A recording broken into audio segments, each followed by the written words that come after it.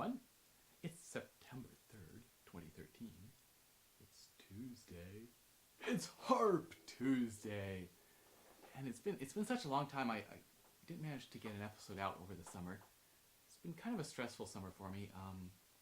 My dad has some unexpected health issues and had surgery, and everything looks good, but it's that's been stressful. So didn't manage to get an episode of Harp Tuesday out. But maybe going to try to do another episode a week here in September and try to catch up a little bit. And for this week's topic and next week's as well, I thought I would talk about etudes, and this was a suggestion that got emailed to me by someone named Kevin, and he suggested talking about etudes. Sent me a link to an interesting thread, and of course etudes, are I've talked about how I like to find my exercises from the music that I'm playing, and I think that's a very satisfactory way to go about things, right? Because you have it's easy to see why you're working on this particular thing, because you need it in order to play this piece that you're working on in order to play it well. So that's a great way to do things.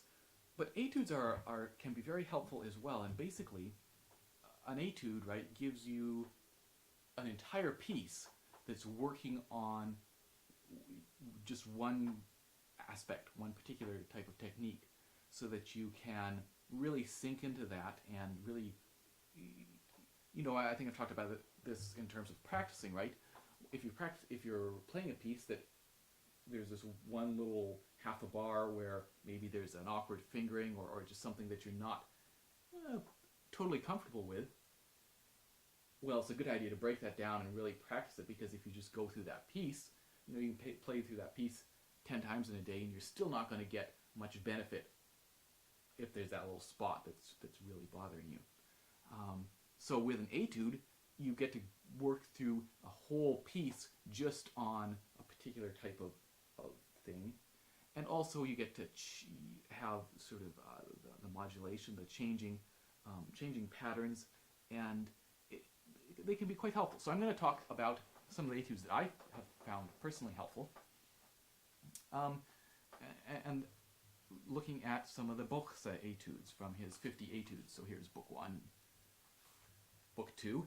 So these big books of 25 etudes each, and I'm going to start, I think, by talking about Etude 31, I believe is the number. Yep. So that's book 2. And Etude 30, and forgive me because I haven't really practiced these or anything, but and I don't. It's been long. Some of these it's been years and years and years since I worked on them, but this one is just a quite long etude of.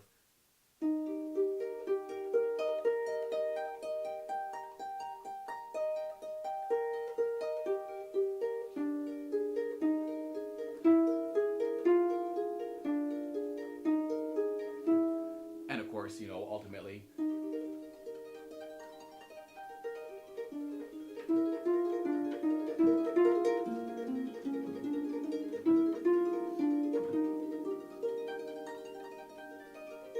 eventually we get some, what do we get?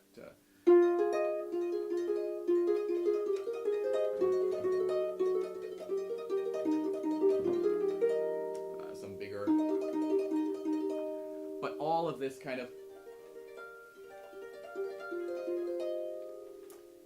pattern, and as I say, goes on for a while, and it's a great practice for that style of thing. Now, I know for me, I probably ended up doing more practice on the Layne Legend, which I actually just recorded this spring. It's got this little section.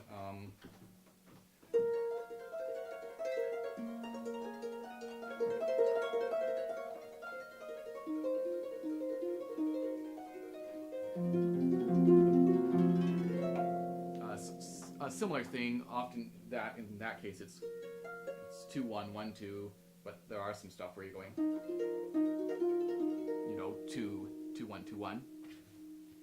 But regardless of what you use to work on it, that type of thing is really helpful to be able to play fast when you come across it evenly. And the trick, of course, is that sometimes it's just kind of like a trill, right? Like if you're doing, here's we're coming down, or sorry, these ones, you know, we're just repeating back and forth on that note. Sometimes, of course, you're you know, maybe the thumb is repeating, or two and the thumb are playing, and trying to delay that placing as long as possible. So just taking this first line, so right here, this first line, where we're going up and we're playing the left hand thumb, and then right hand two is coming on that same note.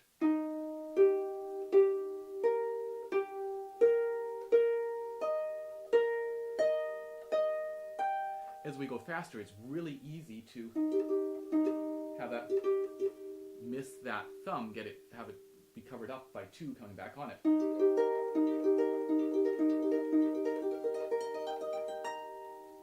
So that's something to work on in that, and thinking about so a lot of time with these etudes, you can practice them slow and loud, you can practice them fast and soft, and all these good things in terms of practicing. And this one, you know, when you're practicing it slowly and learning it, thinking about that nice little bounce of the wrist, getting away, falling back down, you know, away, fall back down.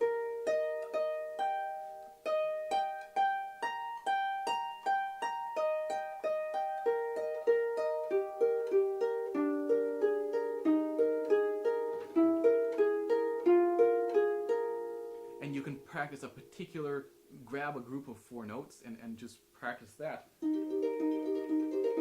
Again, starting fairly slow, and then you're not worried about moving around or which notes are coming next. It's just listen for that evenness. Oops, sorry, I'm just going to change my mic position a little bit. Listen for that evenness.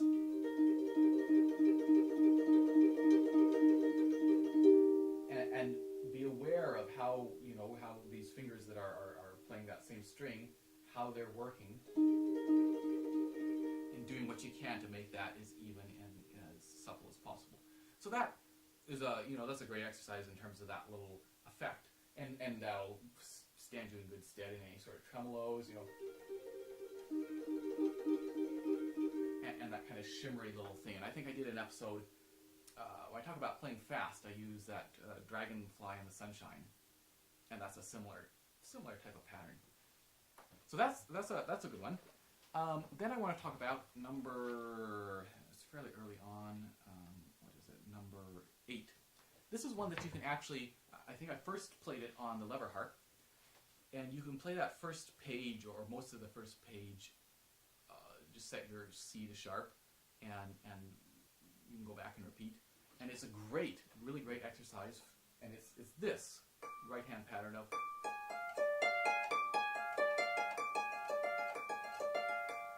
going up and down, doing a chord, up and in a continuous circle, as it were, you know.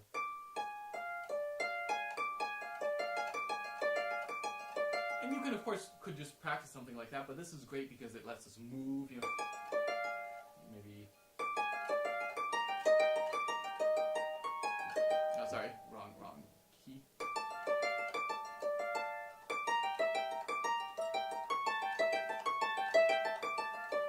As we shift around, and it's interesting too, I'll play a little bit more for you in a moment, and what is hard about this, of course, is the turnaround, right, at the bottom and the top, because, or, especially going up, we're probably, at this point, you know, fairly used to playing a nice, even, broken chord, going down, but it's when we have to turn around, I think particularly at the bottom, perhaps, but also at the top.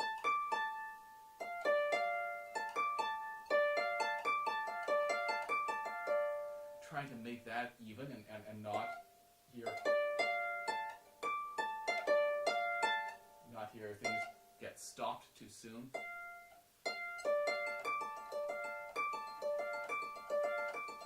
Have it even and clean, and listening for those inside notes, because I think it's, especially the way it's written with,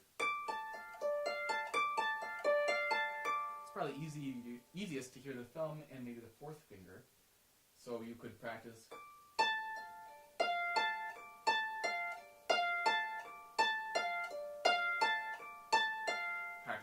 accenting 2 and 3 to make sure the insides are nice and loud, and just working on that turnaround and try to make sure that, pay attention to 4, that it's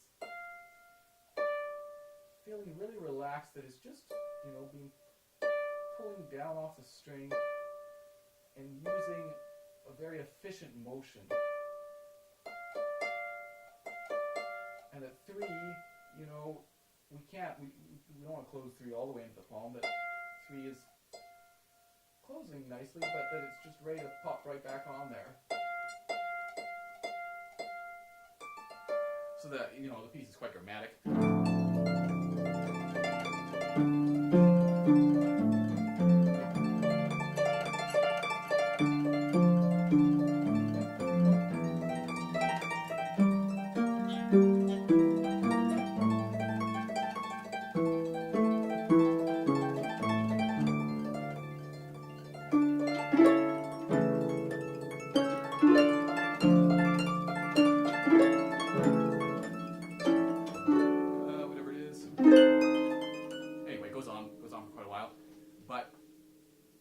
It's also a good strength builder, and be careful on something like that, because the right hand is doing so much work, constant work there, especially if you're practicing it loud, and you can certainly practice it soft.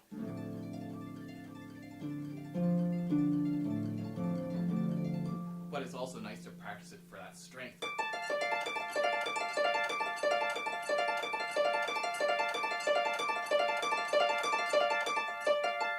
Listening for evenness, like some of that wasn't maybe perfectly even, and listening for that evenness, and with the strength, just be aware of that it can start to tire out the forearm, and so try to build strength, but also be mindful of that. You don't want to create any long-term injuries or anything, so just backing off is needed, taking a break, do some good stretches and stuff like that, just to, might as well do left hand there as well. Just to keep that nice and relaxed. So that's a great exercise, and as I said, that's actually one that you can play on the lever harp. Most of that first page gives you a good shot at that. And one final one, and I'm going to talk about some other ones next week, but the one final one is number 10. And this one is a great one for constant fingered sections. So, for example, in Bach, Mozart era stuff, the classical period, you might have pieces where you're constantly connecting. You never come off the string because you're just a constant stream of notes, and that again requires some strength and some facility. And so this one,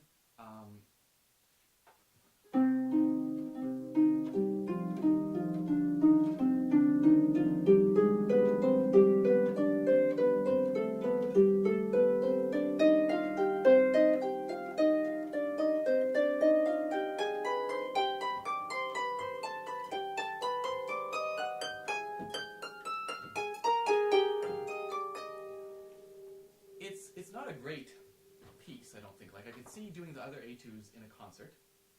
This one, maybe not as much. And, the right hand gets a lot of chances to do this type of thing. But here we have the left hand doubling it. And left hand, like in that etude, the left hand's not really getting much of a workout at all. So left hand gets left behind sometimes, and certainly oftentimes in this music, which has constant fingered stuff, the left hand's not doing as much of that as the right hand. But it's good to give the left hand a chance. Like, I found this one very helpful when I was, so this would have been, I've been playing for maybe 3 or 4 years or something, building my technique, and I found this one quite helpful. Is a way to work on the left hand in particular, both hands, but in particular the left hand, of doing these constant, consistent, connected sections. So,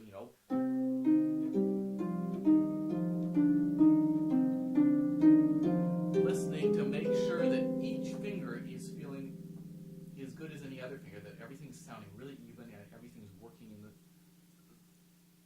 feeling solid, right? That there's not sort of maybe, that cross under, always making sure that that thumb feels as good as everything else and is as loud and as clear and as consistent as everything else. And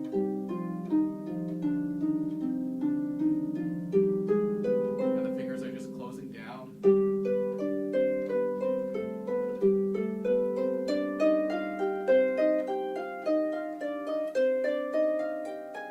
And again, monitoring, make sure that there's not too much tension creeping into the forearm, that as it goes on, give yourself reminders to, just relax those muscles as much as possible.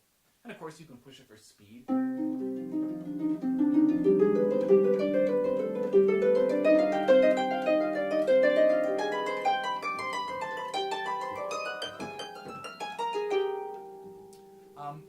And the left hand is just doubling the right hand. So that's great because the right hand kind of drags the left hand along in a sense. But what can be really helpful, what I found very helpful, would be to do the left hand alone. And it can be quite frustrating because you can realize, oh wow, not only does the left hand get a lot less practice doing this, so it's probably less accomplished, but you're also dealing with these bigger, thicker, more unwieldy strings. So it's certainly got its work cut out for it. And it can just require patience of trying to avoid buzzing on these big vibrating strings.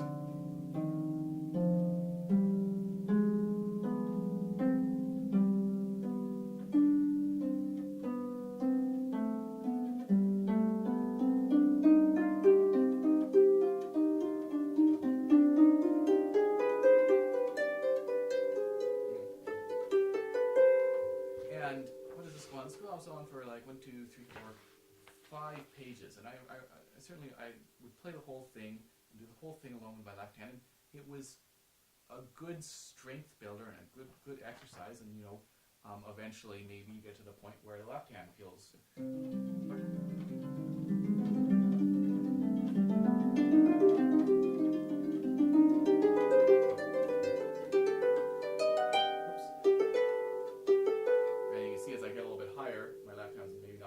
Quite as comfortable, that cross under. I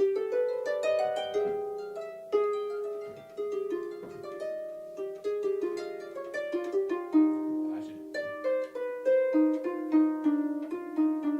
if I were to work on that, I would slow that section down and work and make sure that my left hand was actually feeling secure there, right? Like this feels.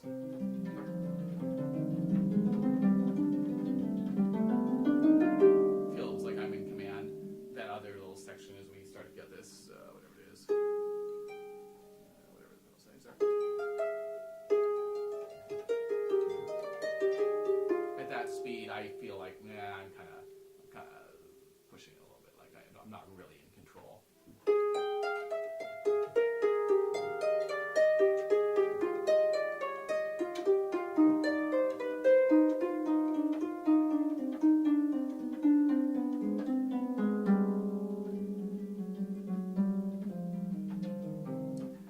But just definitely a great example of a piece that can push the left hand and is great for the right hand as well. And again, practicing thinking about that feeling of being in control and then pushing it and playing it loud, playing it soft, playing it fast, playing it slow, and all these good things. So those are, as I say, 3 of my favorite etudes from the Bochsa 50 etudes. And next week I'm going to talk about a couple more And I think maybe I'll do 3 weeks of this, and the third week just talk about Bochsa and Hasselmann's Etude. So hopefully that's interesting, and great to be back, and see you next week. Cheers.